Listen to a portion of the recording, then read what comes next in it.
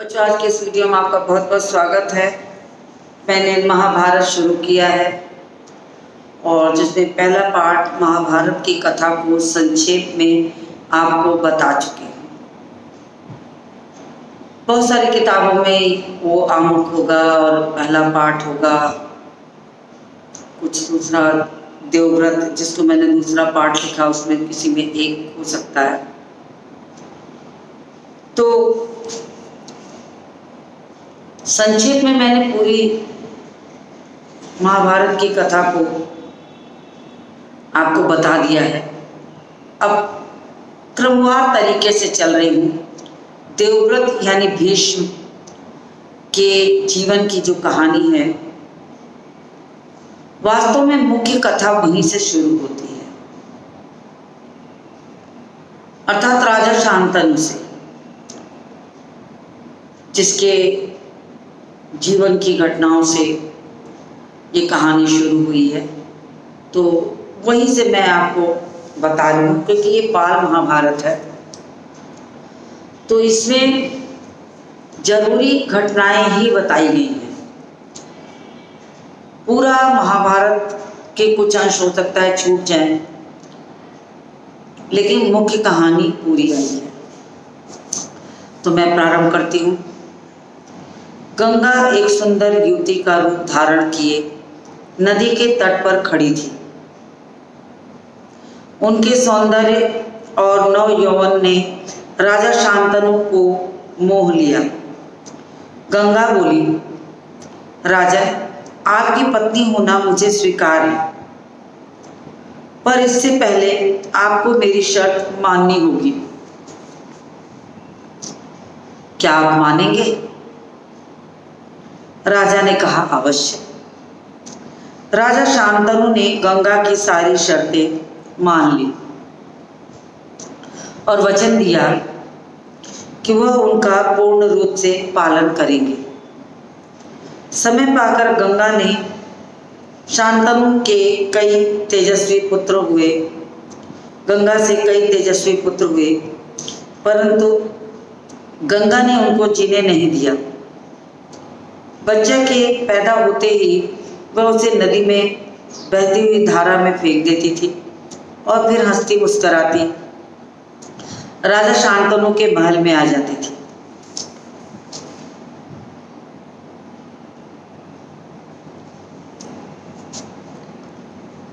अब जो मुख्य घटना है वो ये है कि राजा शांतनु एक बार गंगा के किनारे शिकार खेलने गए थे। ऐसे है कि वहाँ वो विचरण कर रहे थे, घूम टहल रहे थे। तो गंगा स्त्री रूप में वहीं थी। जब उनके रूप को शांतनु ने देखा तो वो मोहित हो जाते हैं, और मोहित होने के साथ ही साथ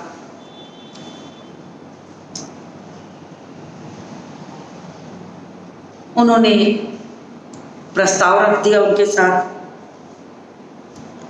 कि विवाह के लिए, कि वो उनसे विवाह करेंगी कि नहीं। तो उन्होंने विवाह के लिए कहा। तो गंगा बोली कि भाई, आपसे तो विवाह करना सौभाग्य की बात है, आप राजा हैं, तो आपसे विवाह करना तो बिल्कुल सौभाग्य की बात है। मैं तैयार हूँ, विवाह मैं करूँगी आपसे, परंतु विवाह के पीछे मेरी एक शर्त है। अब वो शर्त क्या है? उन्होंने कहा कि शर्त ये है कि मैं कुछ भी करूं तो आप मुझे टोकेंगे नहीं। क्योंकि राजा शांतनु गंगा के रूप पर इतने मोहित थे कि उन्हें उस समय समझ में नहीं आया कि उन्हें क्या करना चाहिए, उचित है कि नहीं है। उन्होंने कहा, ठीक है। गंगा ने राजा शांतनु से विवाह कर लिया। अब विवाह करके वो राजा के महल में आ गई, और राजा के महल में आने के बाद गंगा से राजा शांतनु को बहुत सारे पुत्र मिले। 7 पुत्र मिलते हैं। हर पुत्र के होने के बाद गंगा उसे उठाती थी और ले जाकर उसे नदी में प्रवाहित कर देते थे। राजा शांतनु उसे देखते मन महसूस के रह जाते, क्योंकि उन्होंने प्रतिज्ञा कर ली थी कि वो गंगा के किसी काम में रोक टोक नहीं करेंगी। वो कुछ भी करेंगी तो वो कह चुकी थी पहले ही, मैं कुछ भी करूँगी तो आप मुझे टोकेंगे नहीं, और अगर टोकेंगे तो मैं आपको छोड़ के चली जाऊँगी। तो उन्होंने नहीं टोका। अब एक के बाद एक पुत्रों का होना होता और वो उसे उठाती और ले जा करके गंगा में प्रवाहित कर देती। राजा शांतनु पत्थर का दिल करके बड़ी बेचैनी से अपने आप को संभालते,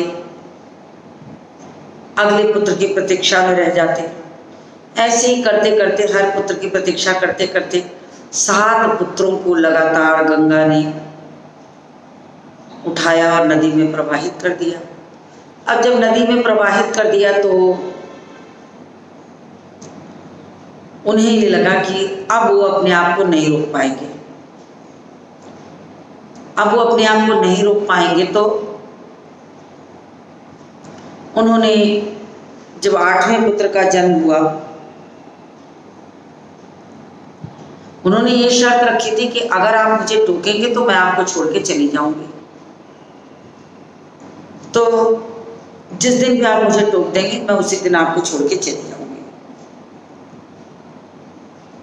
लेकिन इस स्त्री का स्वभाव देख के राजा शांतनु को बड़ा आश्चर्य होता कि आखिर ऐसी कौन सी माँ होगी जो अपने पुत्रों को अपने ही हाथ से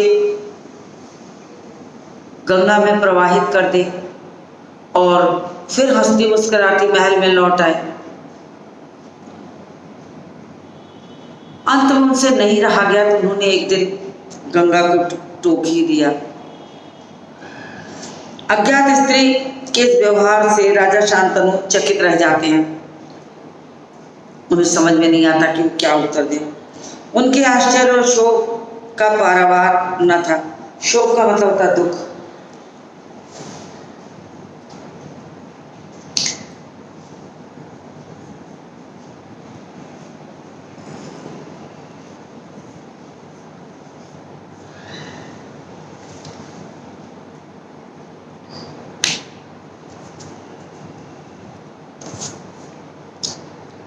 तो शांतनु वचन दे चुके थे, लेकिन आश्चर्यचकित, दुख से पीड़ित, समझ में नहीं आ रहा था, मन महसूस कर रह जाते थे। 7 बच्चों को गंगा ने इसी भांति नदी की धारा में बहा दिया। 8वां बच्चा पैदा हुआ। गंगा उसे भी लेकर नदी की तरफ जाने लगी, तब शांतनु से ना रहा गया। यानी कि 7 बच्चे के होने पर तो वो चुप रह गए, लेकिन जब उन्हें 8वां बच्चा हुआ तो वो बर्दाश्त नहीं कर पाए और अंत में उन्होंने गंगा को टोक दिया। शांतनु से रहा नहीं जाता है। बोले, माँ होकर अपने नादान बच्चों को अकारण ही क्यों मार दिया? तो उन्होंने गंगा से पूछा कि तुम माँ हो,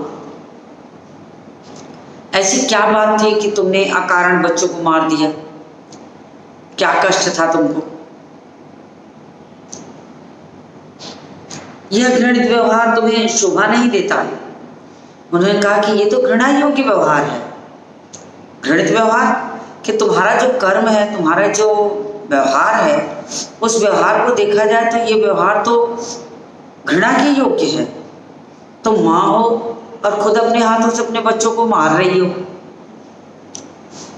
राजा की बात सुनकर गंगा मन ही मन मुस्कुराई,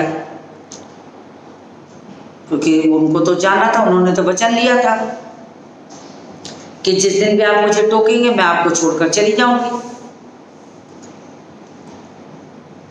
तो गंगा मन ही मन मुस्कुराती हैं, परंतु क्रोध का अभिनय करती हुई बोली। मन ही मन मुस्कुराई और लेकिन क्रोधित हो, क्रोध का के रूप में अभिनय मतलब नाटक, क्रोध का नाटक करते हुए कहते, राजन क्या आप अपना वचन भूल गए? उन्होंने कहा कि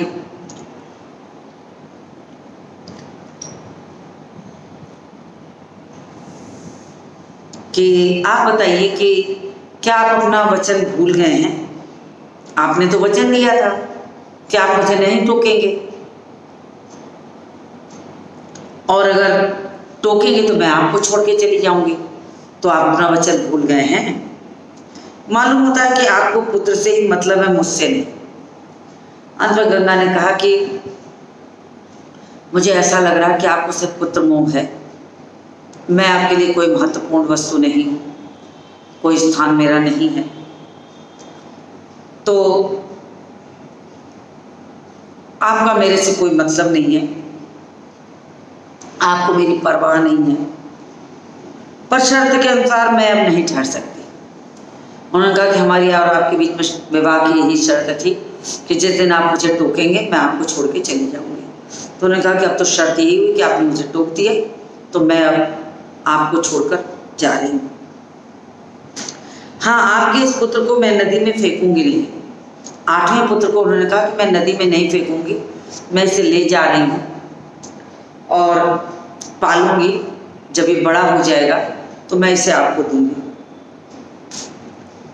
इस अंतिम बालक को मैं कुछ दिन पालूंगी, फिर पुरस्कार के रूप में आपको सौंप दूंगी। फिर उन्होंने कहा कि मैं माँ हूँ तो मैं कुछ दिन इसे पालूंगी, फिर पुरस्कृत वस्तु की तरह आपको भेंट स्वरूप इसे दे दूंगी। यह कहकर गंगा बच्चे को साथ लेकर चली गई। यही बच्चा आगे चलकर भीष्म पितामह के नाम से विख्यात हुआ। ये बच्चा जो था जब बड़ा हुआ तो इसका नाम भीष्म पितामह पड़ा। फिर भीष्म पितामह क्यों पड़ा वो आगे के चैप्टर में इसमें बताया जाएगा, आगे के पाठ में बताया जाएगा।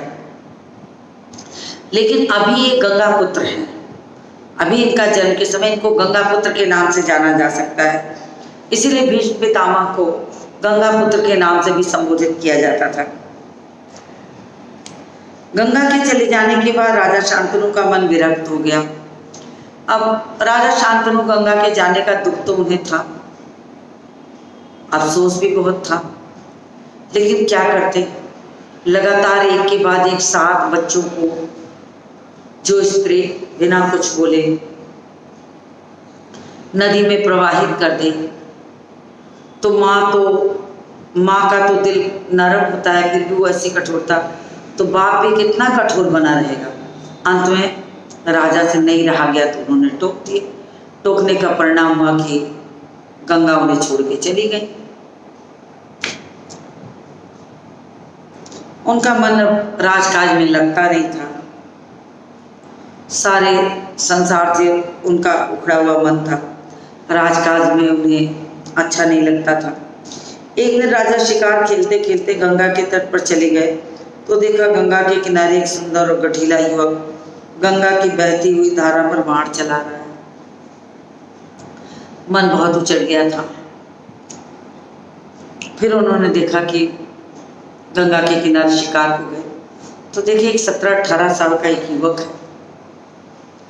जो युवक गंगा पर बाण चला रहा है और पानी की धार को रोक दे रहा है। तो पानी की धार को रोक दे रहा, जब ये चीज शांतनु ने देखा तो उन्हें बहुत आश्चर्यचकित हो जाते हैं। एक सुंदर गठीला युवक गंगा की बहती हुई धारा पर बाण चला रहा था। गंगा को बौछारों से गंगा की प्रचंड धारा एकदम रुकी हुई थी। यह दृश्य देखकर शांतनु दंग रह गया। शांतनु ने जब ये देखा तो वो आश्चर्यचकित होते हैं कि अरे ये कैसा अनोखा आश्चर्य कि बाणों से इसने गंगा की धारा को रोक लिया है। तो वो थोड़े दंग हो गए, आश्चर्यचकित हो गए। इतने में राजा के सामने स्वयं गंगा आकर उपस्थित हो गई। गंगा ने उनसे जाते समय ये कहा था ना कि जब राजन आपका ये पुत्र जब बड़ा हो जाएगा तो मैं इसे भेंट स्वरूप आपको दे दूंगी। तो जब आज राजा शांतनु शिकार खेलने जाते हैं तो वे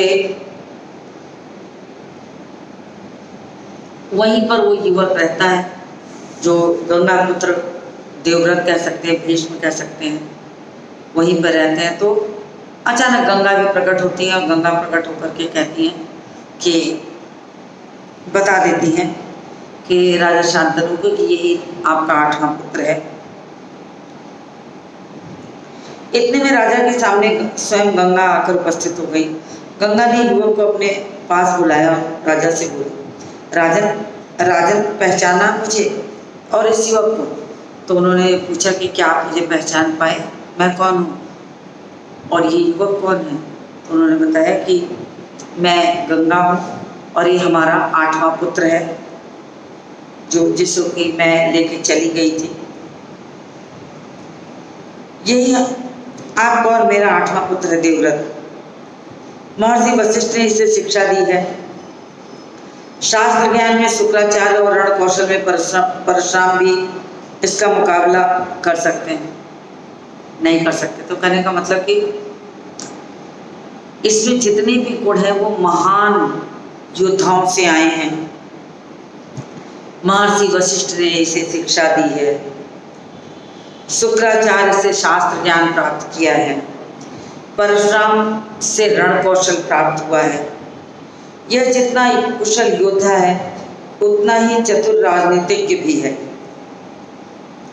तो गंगा ने बताया कि ये कुशल योद्धा भी है और चतुर राजनीतिज्ञ भी है, यानी शास्त्रों का ज्ञान भी है और रण कौशल में भी पराक्रम हासिल किया है। आपका पुत्र मैं आपको सौंप रही हूँ, अब ले जाइए इसे अपने साथ। उन्होंने कहा कि मैंने आपसे कहा था कि जब ये पुत्र बड़ा हो जाएगा तो मैं इस पुत्र को आपको भेंट स्वरूप दे दूँगी। तो अब ये बड़ा हो गया है, ज्ञाता हो गया है रण कौशल का, शास्त्रों का, अब ले जाइए इसको अपने साथ।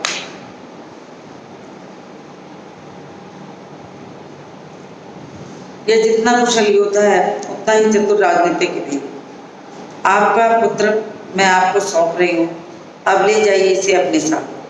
गंगा ने देवव्रत का माथा चूमा और आशीर्वाद देकर राजा के साथ उसे विदा कर दिया। अब गंगा ने अपने कहे हुए वचन को पूरा किया और उसे ले गई, ले जा करके माथा चूम करके राजा को सौंप दी कि लीजिए ये आपका पुत्र है, इसे ले जाइए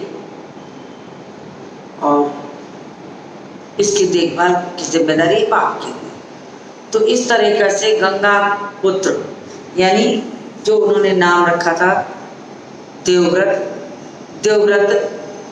17-18 साल के होने पर राजा शांतनु के पास आ जाते हैं। तो बहुत छोटे छोटे पाठ होते हैं, इसीलिए इसमें 40 पाठ रखे गए हैं। तो देवव्रत पाठ ये आपका पूरा हो गया। अब मैं देवव्रत का नाम भीष्म कैसे पड़ा वो भी आपको बता दूं।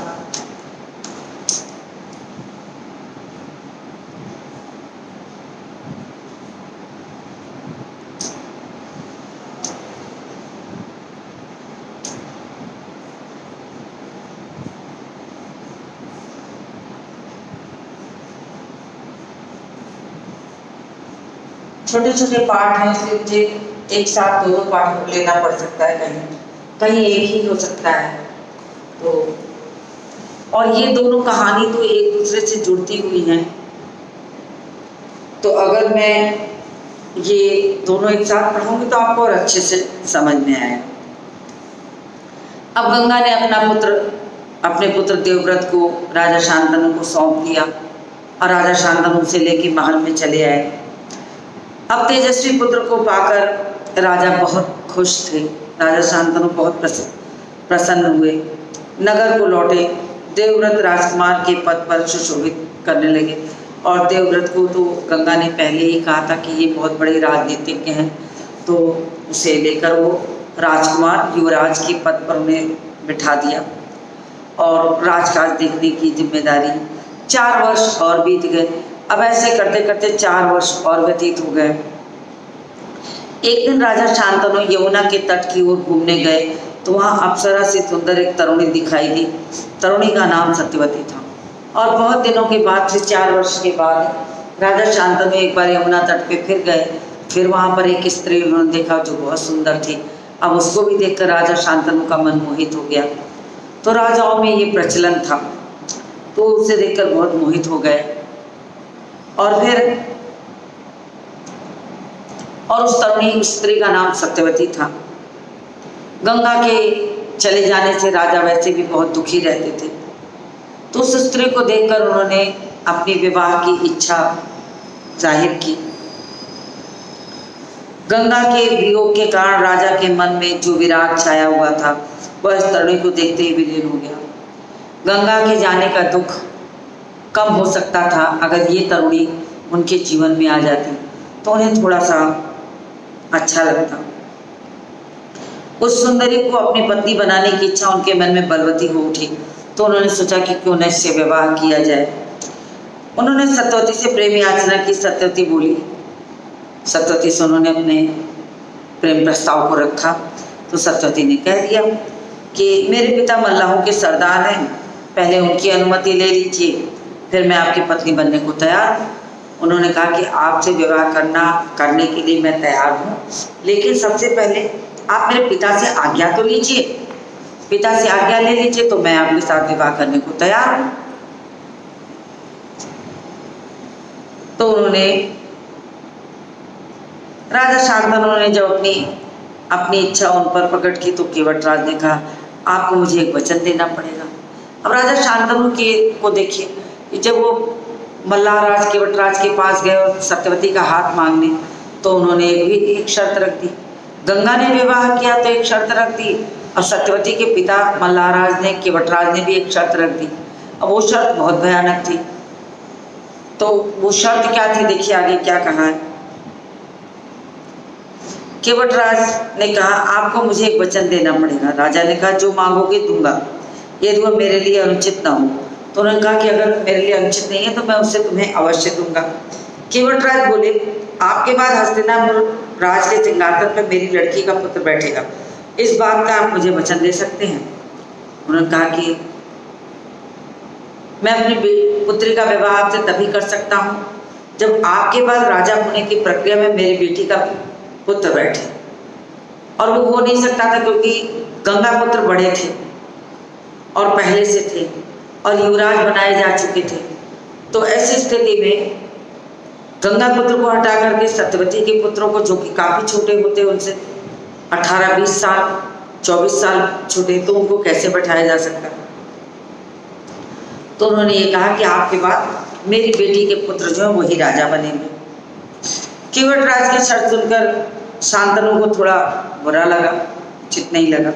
गंगा पुत्र को छोड़कर अन्य किसी को राजगद्दी बैठाने की कल्पना भी उन्होंने नहीं की थी। उन्हें तो ये पता था कि गंगा पुत्र श्रेष्ठ हैं, योग्य हैं, तो उन्हीं को मिलना चाहिए। निराश और उद्विग्न मन से वह नगर की ओर लौट आए, किसी से कुछ नहीं कहा, और फिर वो नगर वापस लौट आए और उन्होंने किसी से कुछ भी नहीं बताया। मन दुखी रहने लगा और मन ही मन उनको ये कष्ट सताए जा रहा था कि सत्यवती के पिता ने इतनी बड़ी शर्त रख दी, जिस शर्त को पूरा करने किए बिना वो अपनी पुत्री का विवाह राजा शांतनु के साथ नहीं कर सकते। देवव्रत ने कहा कि उसके पिता के मन में कोई न कोई व्यथा समाई हुई है।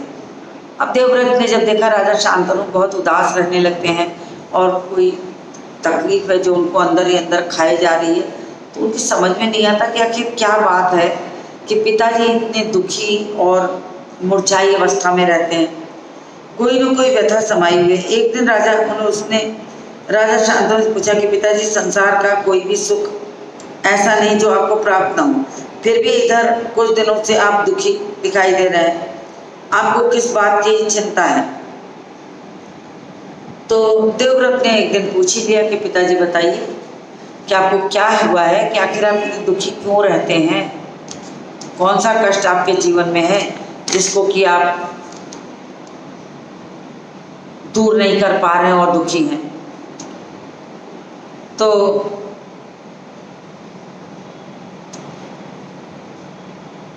आपको किस बात की चिंता है। यद्यपि शांतनु ने गोल मोल बातें बताई, फिर भी कुशाग्रबुद्धि देवव्रत की को बात समझते देर न लगी। अब देवव्रत बहुत कुशाग्र मतलब बहुत तेज बुद्धि का था। कुशाग्र मतलब बहुत तेज।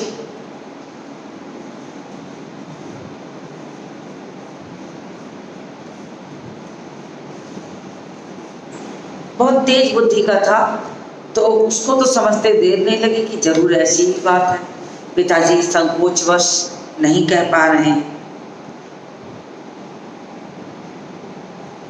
तो वो सीधे सारथी के पास गए और सारथी से पूछा कि उस दिन केवटराज से यमुना नदी के किनारे कुछ बातें हुई थी, उसका पता लगा लिया। पिताजी के मन में व्यथा जानकर सीधे केवटराज के पास गए और सारथी से बात करके वो गंगा किनारे गए, केवटराज से बात किया। केवटराज से जब पूछा तो उन्हें पता चल गया। तो फिर मनाने गए, केवटराज को मनाने गए और उनसे कहा कि अपनी पुत्री सत्यवती का विवाह महाराज शांतनु से कर दें। तो देवव्रत ने कहा कि केवटराज से कि आप सत्यवती का विवाह मेरे पिता शांतनु से कर दें।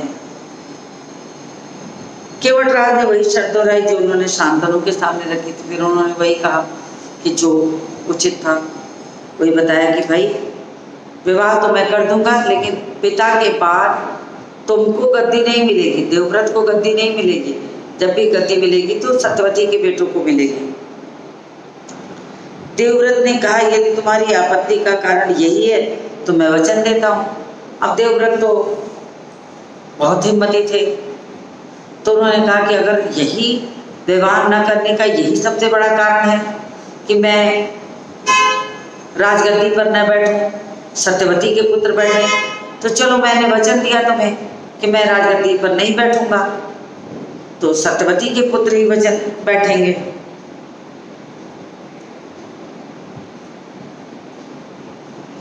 तो केवटराज ने वही शर्त दोहराई, उन्होंने शांतनु के सामने रखी थी। देवव्रत ने कहा यदि तुम्हारी आपत्ति का कारण यही तो मैं वचन देता हूँ कि मैं राज्य का लोभ नहीं करूंगा, सत्यवती का पुत्र ही मेरे पिता के बाद राजा बनेगा। तो उन्होंने वचन दे दिया कि ठीक है, सत्यवती का पुत्र ही अब राजा बनेगा।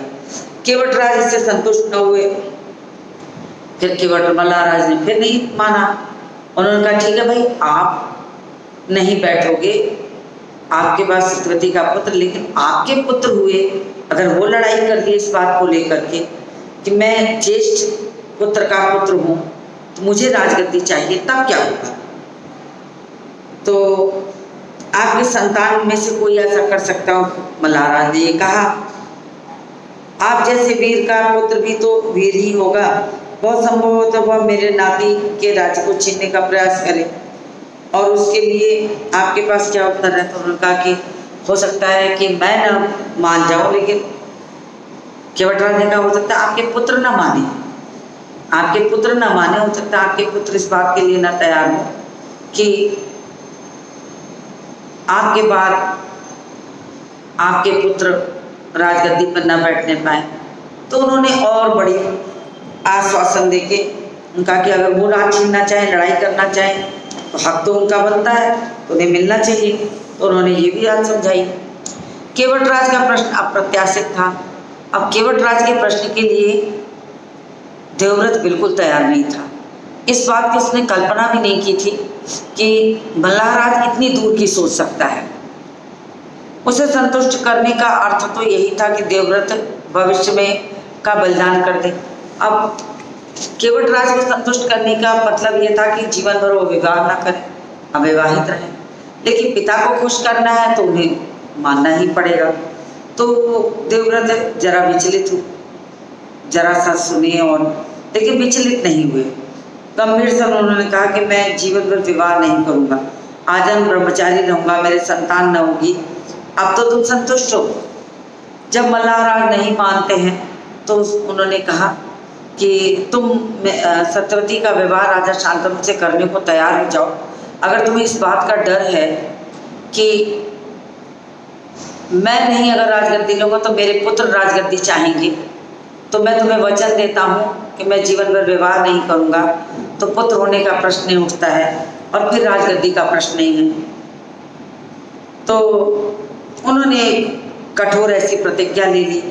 किसी को आशा न थी कि तरुण कुमार कठोर प्रतिज्ञा करेंगे। देवव्रत की भयंकर प्रतिज्ञा की थी, इसलिए उस दिन से उनका नाम भीष्म पड़ गया, क्योंकि देवव्रत ने बहुत कठोर प्रतिज्ञा की थी, इसलिए इस भीष्म प्रतिज्ञा के कारण उनका नाम भीष्म पड़ा। केवट राज ने सानंद अपनी पुत्री को देवव्रत के साथ विदा कर दिया कि ले जाओ और राजा शांतनु से इसका विवाह करा दो। सत्यवती से राजा शांतनु को 2 पुत्र हुए, चित्रांगद और विचित्रवीर 2 पुत्र हुए। शांतनु के देहावसान हो गया तो चित्रांगद को राजगद्दी पर बिठाया गया और चित्रांगद भी कुछ ही समय राजगद्दी पर रहे। फिर उनके बाद उनका भी बिना समय जल्दी ही मृत्यु हो गई तो विचित्रवीर को बैठाया गया। विचित्रवीर को राजगद्दी मिली। अब विचित्रवीर का विवाह करने के लिए भीष्म ने काशी नरेश की 2 पुत्रियों को लाए, अंबिका और अंबालिका। तो दोनों पुत्रियों का विवाह हुआ भीष्म से। अंबिका से धृतराष्ट्र हुए और अंबालिका से पांडु पुत्र पैदा हुए। तो ये चीज हुई। और फिर महात्मा भीष्म शांतनु के बाद कुरुक्षेत्र के युद्ध तक अंत होने तक विशाल राजवंश के सामने कुल नायक और पूज्य बने रहे। शांतनु के बाद कुरुवंश का क्रम चलता रहा। तो उन्होंने कहा कि इस तरह से देखा जाए तो विचित्रवीर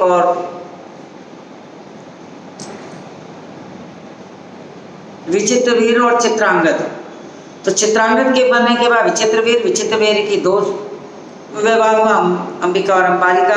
अंबिका से धृतराष्ट्र हुए, अंबालिका से पांडु हुए और फिर धृतराष्ट्र से कौरव हुए और पांडु से पांडव हुए। तो कहानी आगे बढ़ने के लिए तो इस तरह से देखा जाए तो पहला और दूसरा और तीसरा चैप्टर पूरा हो गया। इसलिए मैंने यहाँ दूसरा तीसरा दोनों लिखा है ताकि आपको ये कंफ्यूजन ना हो कि तीसरा कहाँ चला गया।